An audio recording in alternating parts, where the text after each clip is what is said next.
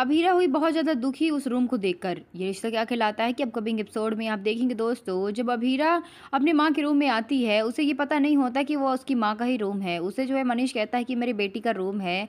अभीरा अब मनीष की शक्ल देख के पहचान जाती है और कहती है कि आप अपनी बेटी को बहुत मिस करते हैं ना। जैसे वो इतना कहती है, मनीष वहाँ से चला जाता है और कहता है कि अगर किसी भी चीज़ की ज़रूरत हो तो बेझिझक मुझे बता देना बेटा। ये कहे कि मनीष वहाँ से चला जाता है। उस दिन उसे भी अचानक से अक्षरा की बहुत ज़्यादा याद आने लगती है। ऊपर अभीरा जो है अक्षरा के लिए रोती है और नीचे मनीष जो है उसके लिए रोता है। दोनों अपने हाथ आगे बढ़ाते उन्हें ऐसा लगता है और एहसास होता है कि अक्षरा उनके सामने ही खड़ी है। लेकिन जैसे दोनों अपने हाथों को आगे करते हैं तो दोनों ज़मीन पर गिर जाते हैं। अभीरा कहती है कि मम्मा, आज मुझे आपकी एक्स्ट्रा याद क्यों आ रही है? क्यों ऐसा लग रहा है कि आप मेरे आसपास ही हो? अभीरा को अंदाज़ा भी नहीं होता है कि वो अपनी माँ की चीज़ों के आसपास है, यानी कि जिस मम्मा से वो इतना प्यार करती थी वो उसी की मम्मा का रूम है। जो कि ये बता के उसे नहीं है कि उसकी फैमिली जो है वो उदयपुर में है, और धोखे से उस फैमिली में पहुंच भी जाती है जहां वो अपने पर नानू पर नानी सबसे मिलती है, लेकिन उसे पता नहीं होता कि वो उसके अपने हैं।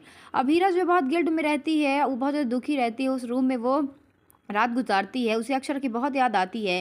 तभी वहाँ पे उसे रखा एक कंबल दिखता है जिसमें अक्षरा जो है वो हमेशा अभीर को दिया करती थी, यानी अभीर जो है जिस कंबल के बिना वो कभी नहीं सोता था।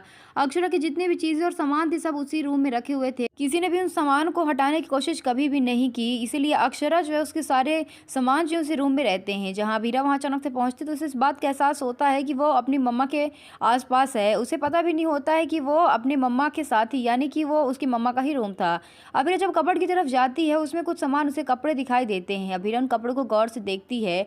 जब उसे रात को नींद नहीं आती तो वो वही कंबल उठाती है जो ब्लैंकेट अभीर को अक्षरा दिया करती थी, यानी जिस ब्लैंकेट के बिना उसके भाई को नींद नहीं आती थी। अभीरा के हाथ वो ब्लैंकेट लग गया, लेकिन उसे इस बात का पता नहीं है कि उसकी मम्मा की कितनी अच्छी याद जुड़ी हुई है इस कंबल के साथ। अभीरा उस कंबल को ले लेती है और उसे लपेट के सारी रात जो है सो जाती है। वहीं दूसरी तरफ अरमान जो है वो परेशान रहता है। वो अभीरा के लिए परेशान रहता है कि उसे अपने साथ उसे घर वापस लेके आना चाहिए था। पता नहीं अभीरा ने वहाँ कुछ खाया भी होगा या नहीं।